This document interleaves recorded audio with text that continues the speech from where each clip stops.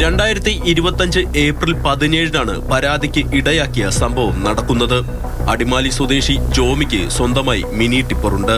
കൂടാതെ വാടകയ്ക്കെടുത്ത ഒരു JCBയും ഉപയോഗിച്ചിരുന്നു. ഈ 2 വാഹനങ്ങളും അടിമാലി CI ലൈജുമോൻ അകാരണമായി കസ്റ്റഡിയിലെടുക്കുകയും കേസ് ചാർജ് ചെയ്യുകയും ചെയ്തുവെന്നാണ് പരാതി. കൃഷി ആവശ്യത്തിന് വേണ്ടിയിട്ട് 9 ലോഡ് ചാണകം പറമ്പിലേക്ക് അടിച്ചിടുമായിരുന്നു. അപ്പോൾ തന്നെ 2 ജീപ്പ് പോലീസ് പറമ്പിലേക്ക് കയറി വന്നു. അപ്പോൾ എനിക്കാകെ പേടിയായി, എന്നാ സംഭവം എന്നറിയില്ലല്ലോ. അപ്പോൾ ഞാൻ ചോദിച്ചു, സാറേ വണ്ടി എന്തിനാണ് എടുക്കണേ? നീ മണ്ണടിച്ചു. ഞാൻ മണ്ണടിച്ചിട്ടില്ല സാറേ, വണ്ടി കാലി വണ്ടിയല്ലേ എടുത്തുകൊണ്ട് പോകണമെന്ന് ചോദിച്ചു.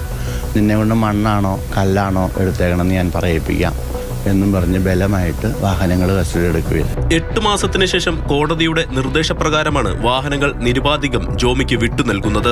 സ്റ്റേഷൻ വളപ്പിൽ മഴയും വെയിലും കൊണ്ട് കിടന്ന വാഹനങ്ങൾ ഉപയോഗിക്കാൻ കഴിയാത്ത അവസ്ഥയിലാണ്.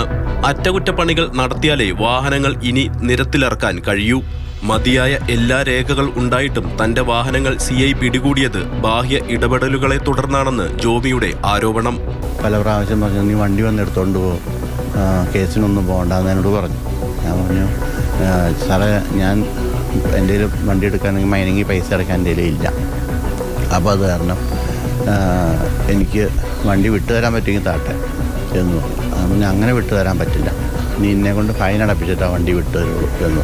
സംഭവത്തിൽ സംസ്ഥാന പോലീസ് മേധാവിക്കും ജില്ലാ പോലീസ് മേധാവിക്കും പോലീസ് കംപ്ലയിന്റ്സ് അതോറിറ്റിക്കും ജോമി പരാതി നൽകി.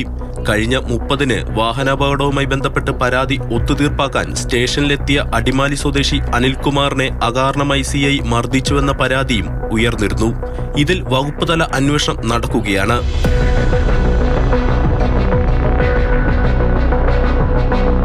മാതൃഭൂമി ന്യൂസ്, ഇടുക്കി.